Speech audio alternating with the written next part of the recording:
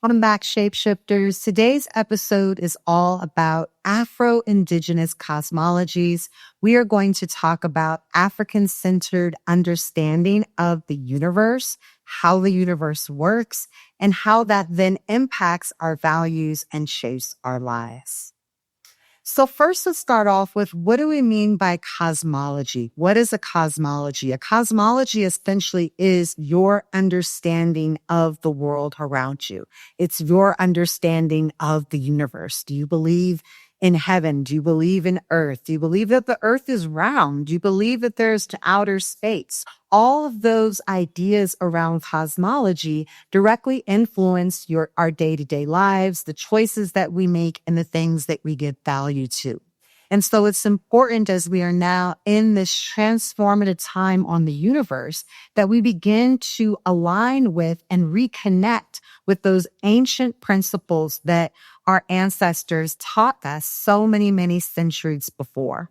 And the reason I say Afro-Indigenous is because, for some odd reason, often when we talk about indigeneity, when we talk about original people, that Black people are just somehow out of the conversation.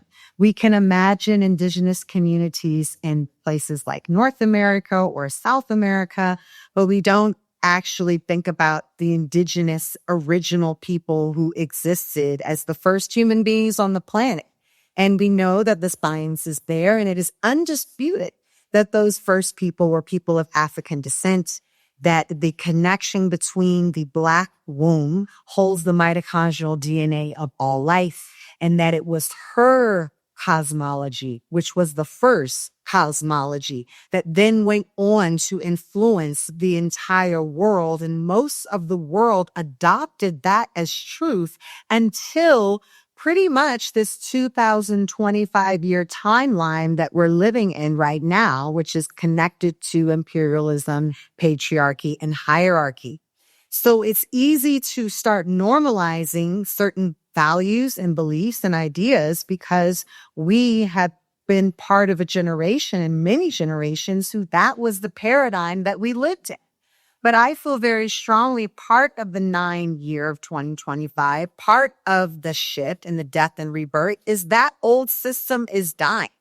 And what we're actually seeing right now is the last stand of whiteness. We are seeing white people come together from all parts of the earth to come to literally stake their claim in a world that is no more, a world that is dying, a world that is shifting.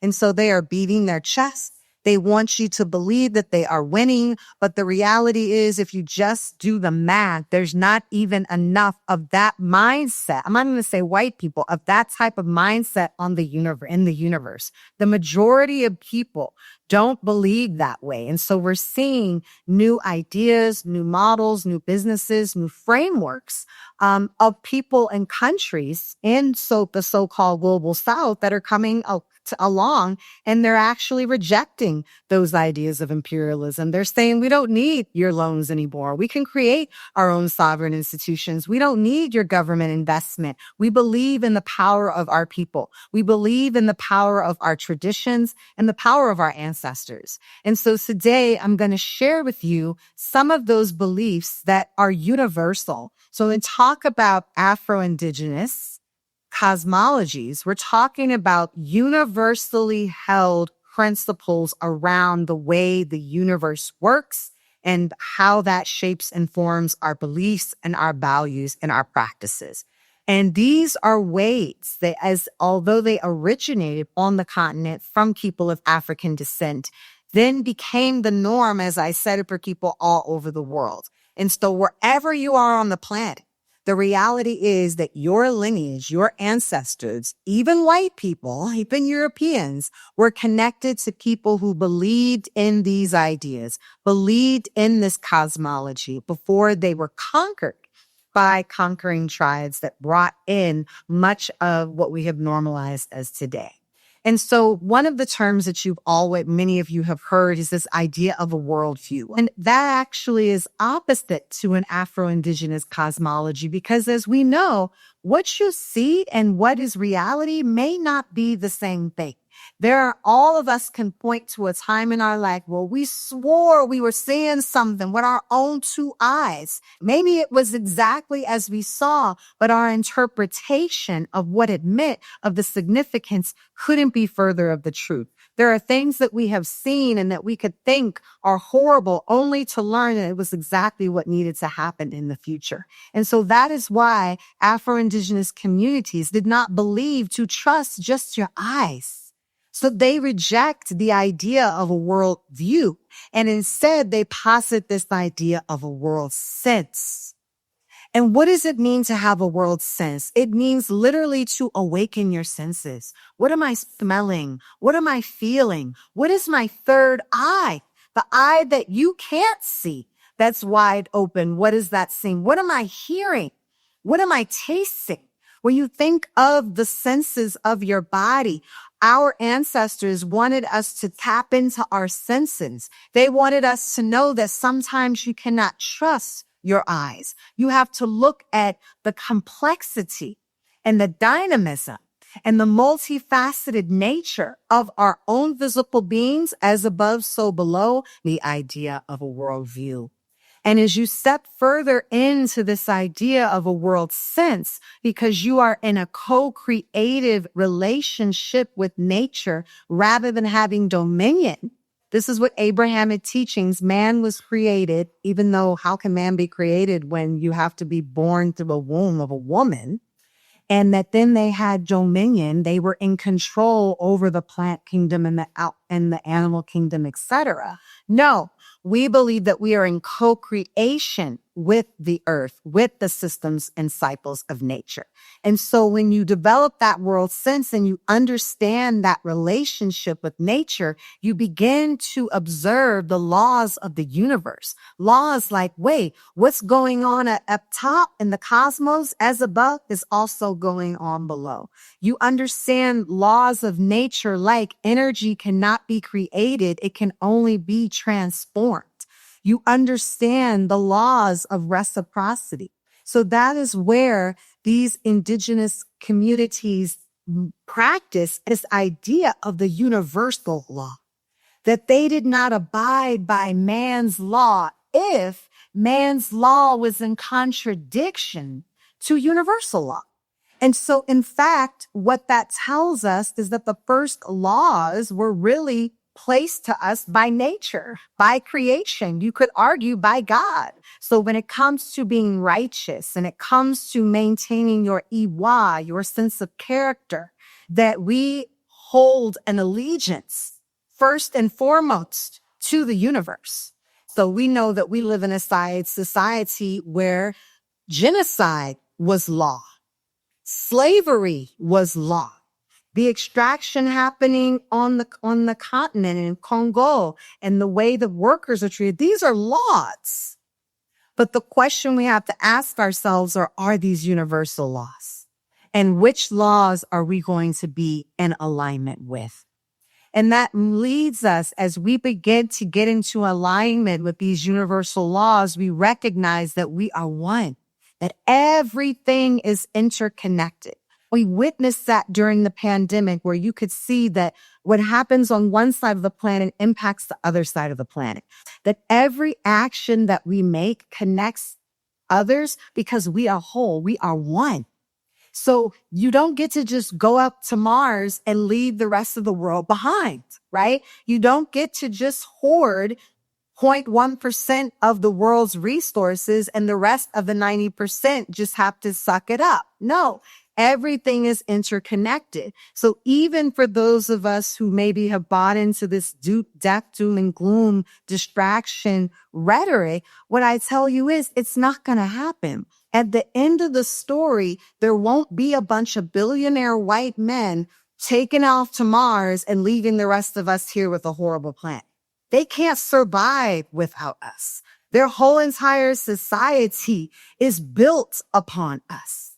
But if you get caught up in this idea of separation, because that's their idea, right? They believe in putting you in boxes. They believe in compartmentalizing you.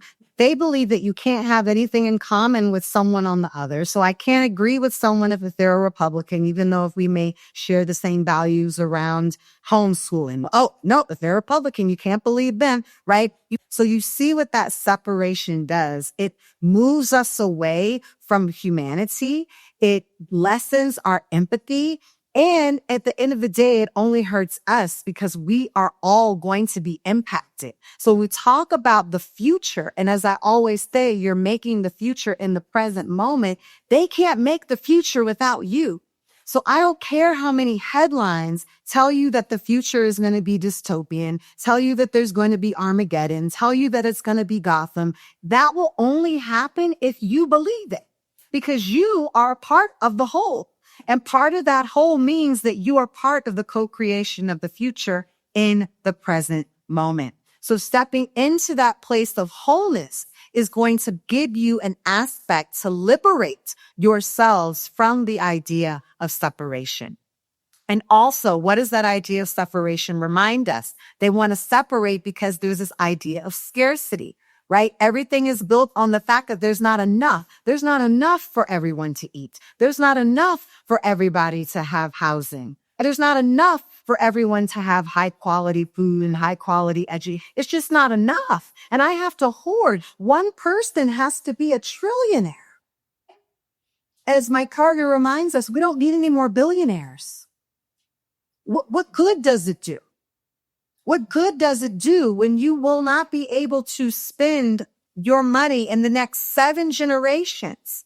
But this idea of scarcity, which is directly rooted to the European experience in the Middle Ages when they lived in a place of food scarcity. They lived in a place of housing insecurity. Many of the first invasions in ancient Kemet were literally tribes from Europe coming into Africa because they were hungry.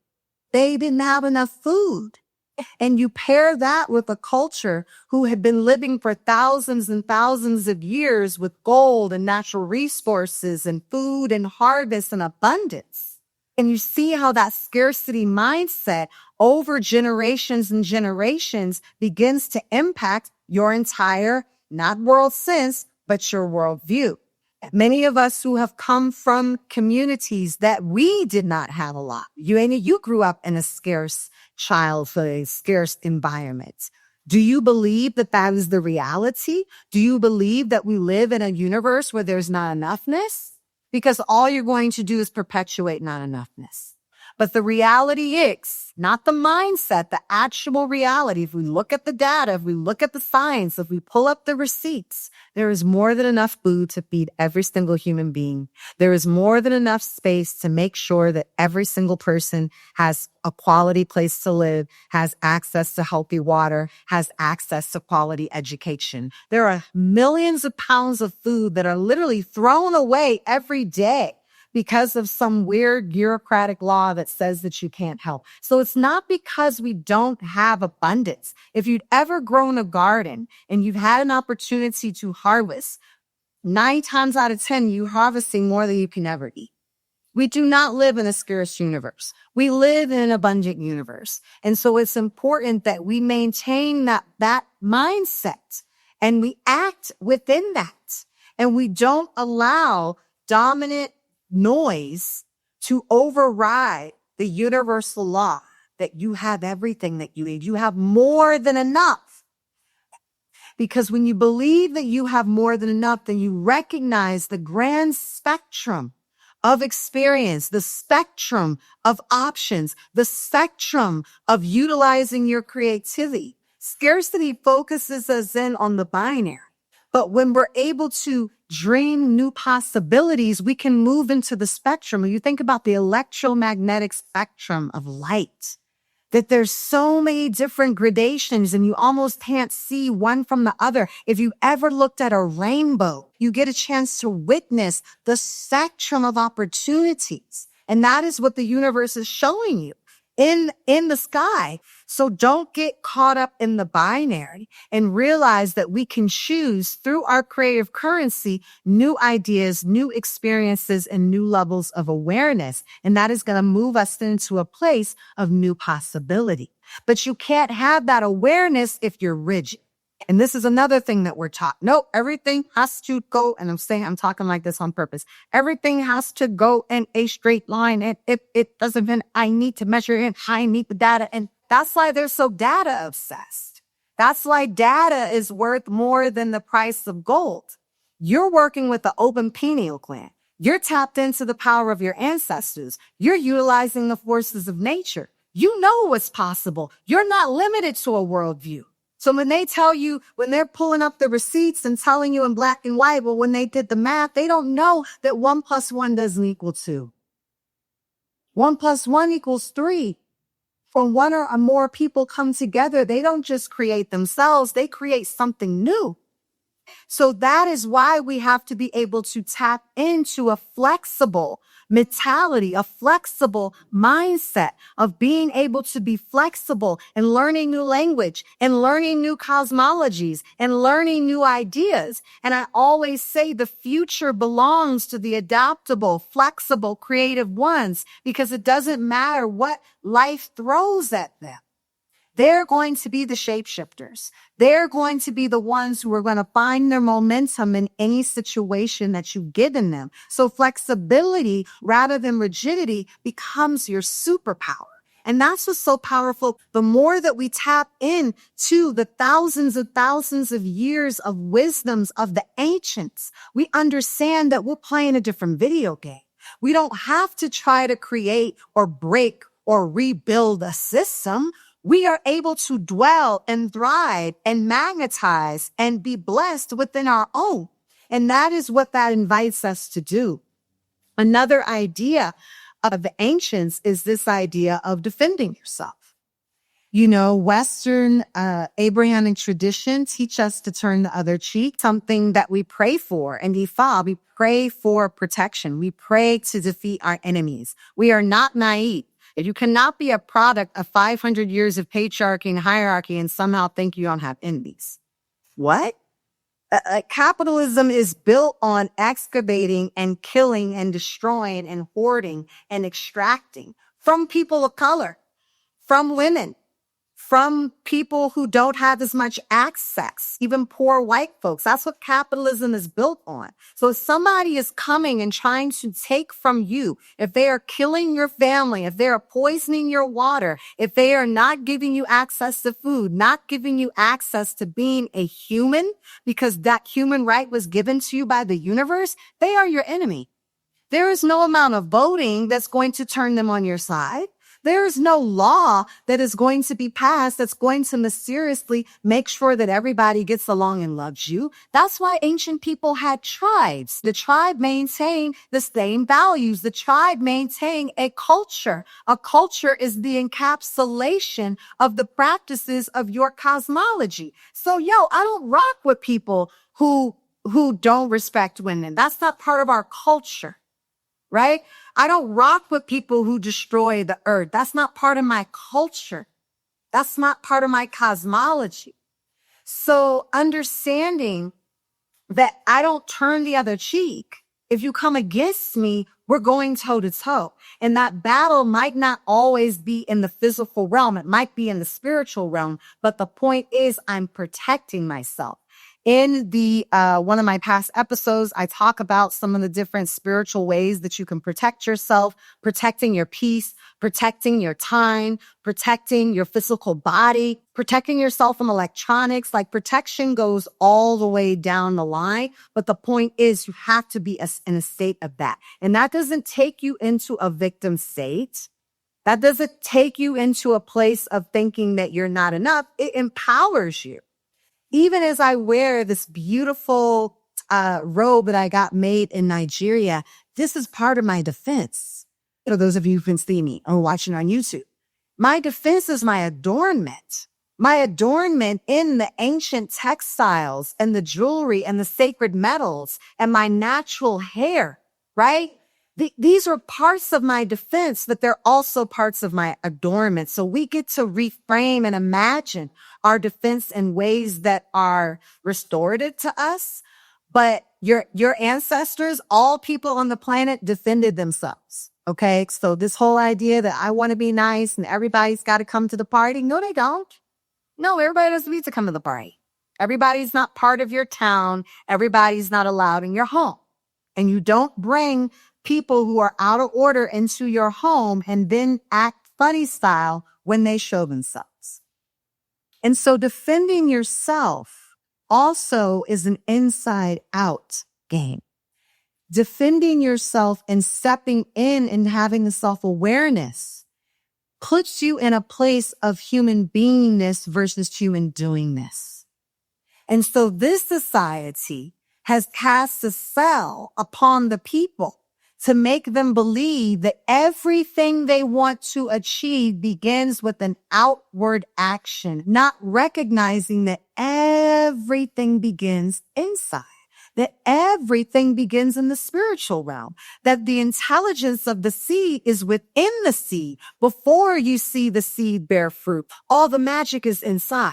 So you have to focus your energy inside first to know that within you dwells that sacred intelligence. And it is from the inside out that you're going to be able to manifest. And so we're watching people literally put themselves to the breaking point, stressing themselves out, anxieties at an all-time high.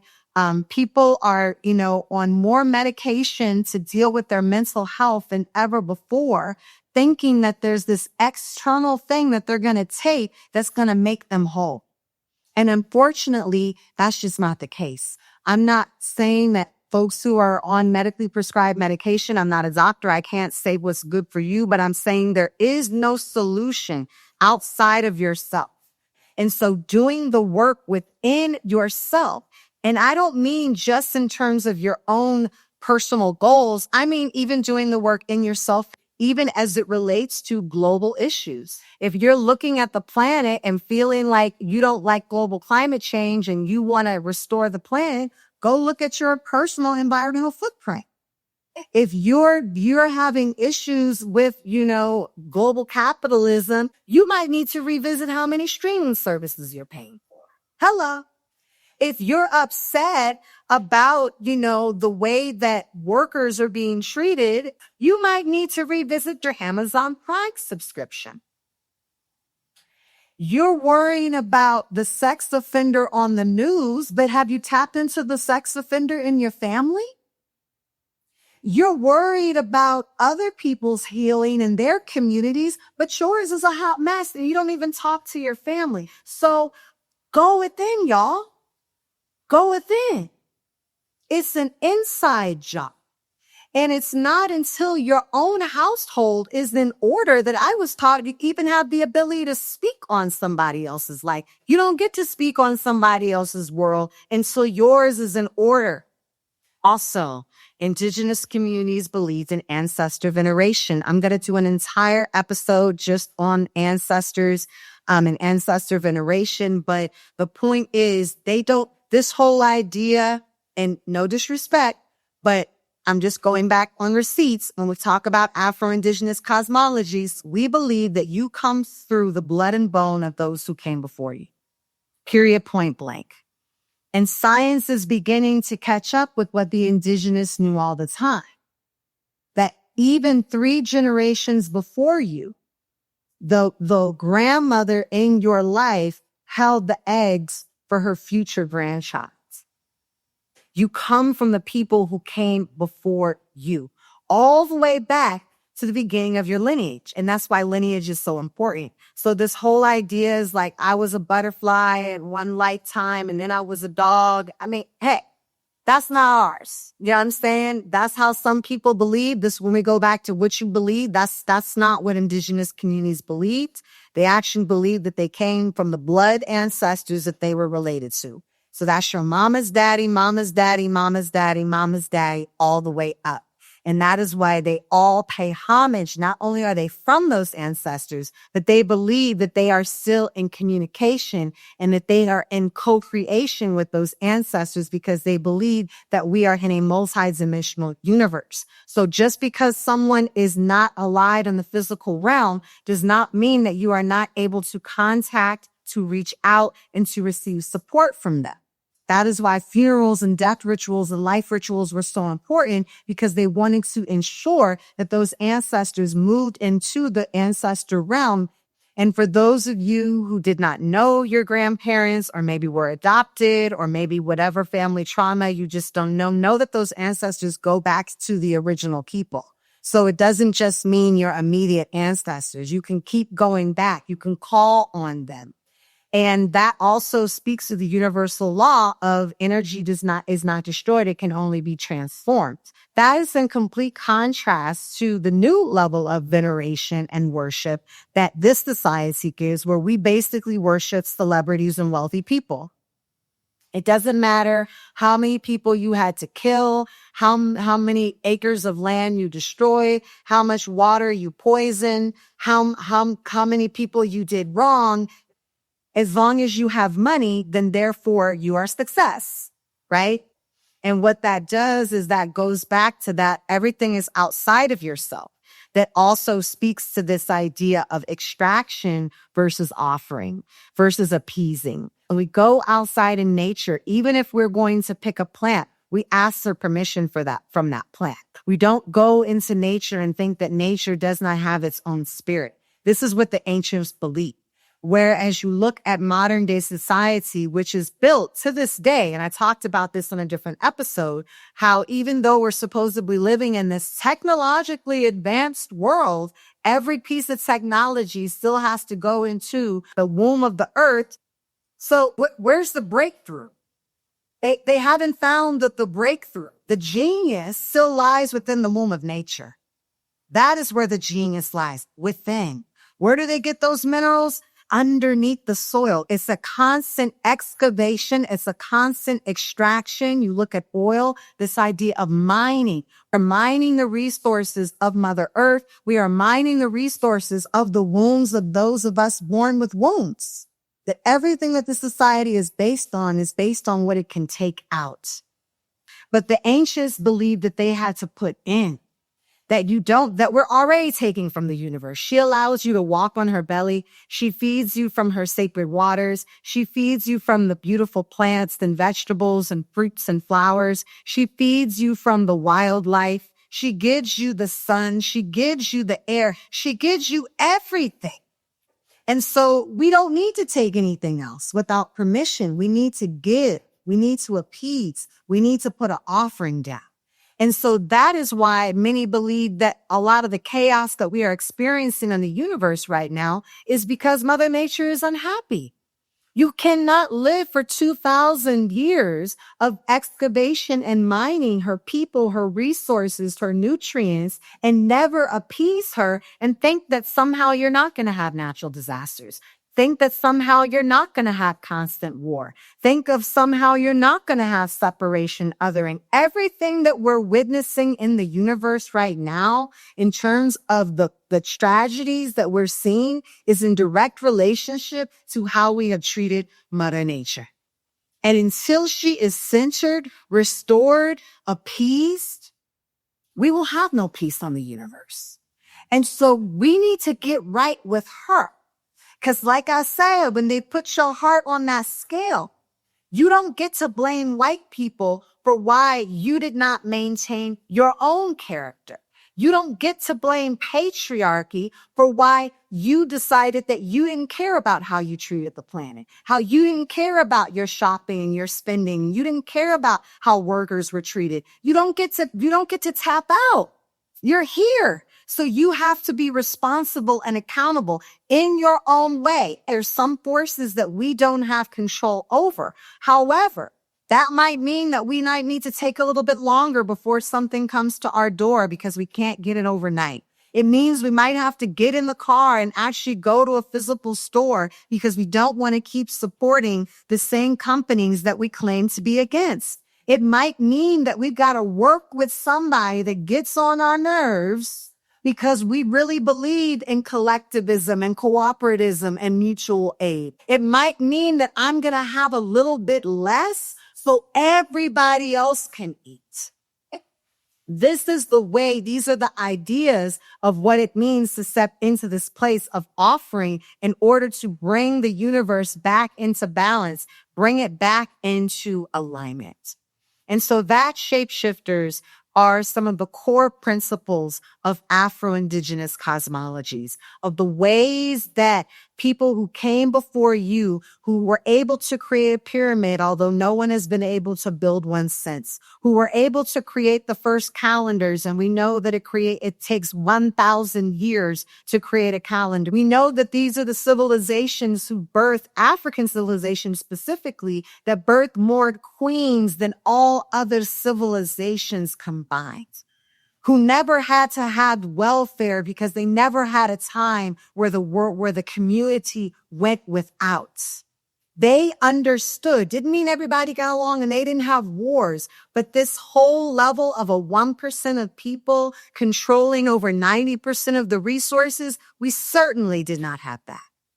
And we did not have that because all of these societies respected the cosmos. They respected the universe. They understood their positionality and they placed themselves in a constant position of co-creation, collaboration, appeasement, sacrifice, and ritual. So think about your homework, because I'm big on homework these last 2 episodes. Think about some of the core principles that I named that really resonate with you. Think about some of the ones that maybe you need to research a little bit more. With everything that I do, I'm like, hey, don't take my word for it. Go do your own research, right? I've dedicated my life to the study of myself because I grew up and inherently within me, I knew that what I was being told by my teachers, by the mainstream media, I knew that it wasn't true. Something within me, my own sacred seed, my own intelligence, through the blood and bone of my ancestors, told me that there was more.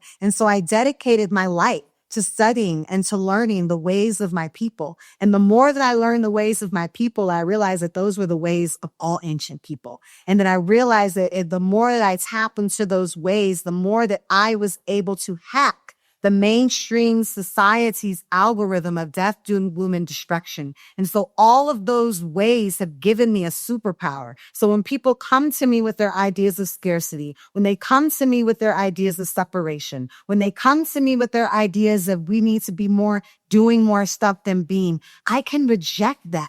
Not just because I'm trying to say no, but because I can stand on the spiritual inheritance of those that came before me. All right. That's what I got for you today.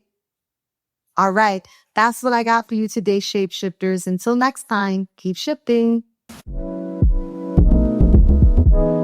Thank you for tuning in today, shapeshifters. Your presence means the world to me, and I deeply appreciate you being here. If something resonated with you, don't forget to subscribe so you never miss an episode. Leave a comment and spread the love by sharing with others. Until next time.